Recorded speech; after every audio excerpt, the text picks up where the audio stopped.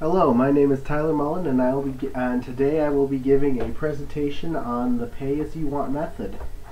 Now, I know that I'm here today to be giving a new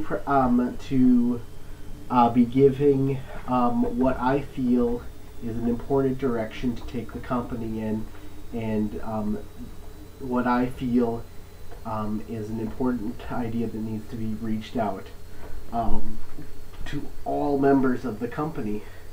And this may seem like an idea that's strange to a lot of people, especially anyone who's more familiar, who's used to our more traditional procedures. But there's the sort of idea that we might be overcharging our customers by charging them at all. Yeah, that may seem strange, but there's actually a lot of truth to it. You see, the pay-as-you-want method is the method of letting the customers decide how much they want to be charged for a product, and how much they would like to contribute for it. And it's the idea is based on the idea that they will use the product, and they will and that if they like it, they will buy other products that you make, because they will pay for products that they endorse and and respect, even if they have the option not to. And this is actually the direction a lot of other antivirus software companies have been going for a lot of time. Examples of this include AVG, BitDestroyer, ThreatFire. A lot of those places have switched to a model that actually has no initial cost to it, and they have all been doing very well for themselves. Now I get what you're probably thinking. There's no way our customers would pay for something that they could get for free.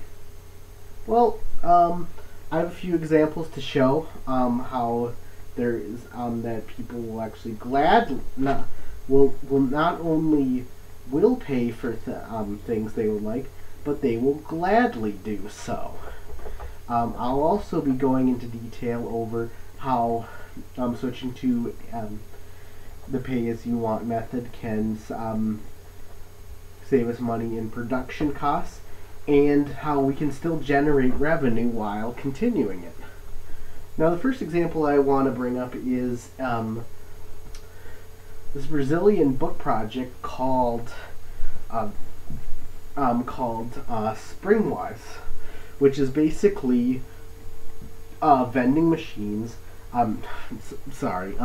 Books coming out of vending machines, where they can contribute, where each person can contribute up to 2 Brazilian notes, and a book can come out of there. And this seems like a really low amount for books, but it actually isn't really that bad when you consider how much they're saving on the cost of how much they're saving costs with building space and paying employees, and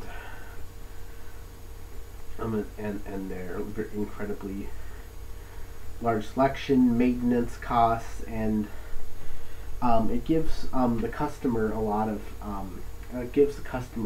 freedom, which they actually like. And this product has actually been proven so successful so immediately that its sales doubled within the first month of it coming into use.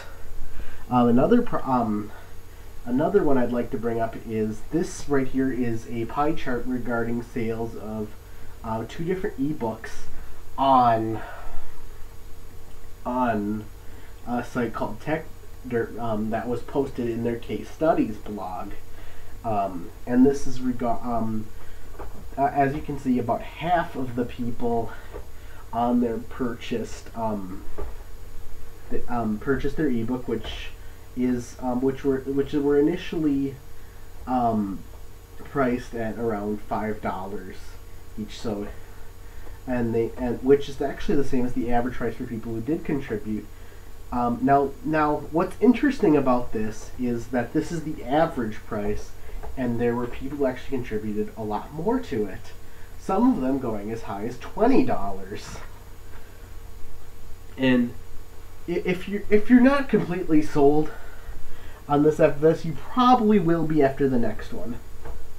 This is Radiohead's In Rainbows.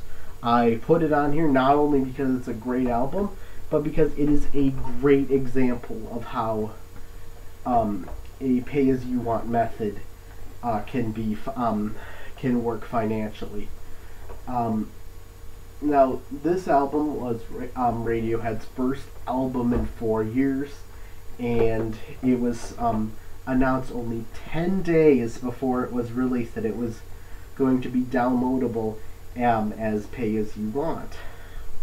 And its fan base just became ecstatic when they saw this.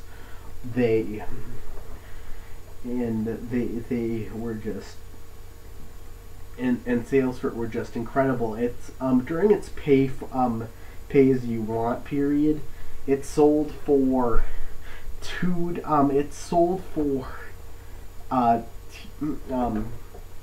that lasted 2 months, and it sold more copies than the previous album has as long as it's been released total.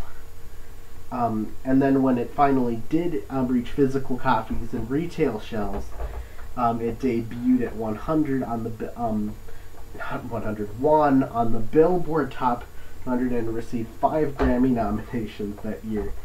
So it was not. So it was still able to sell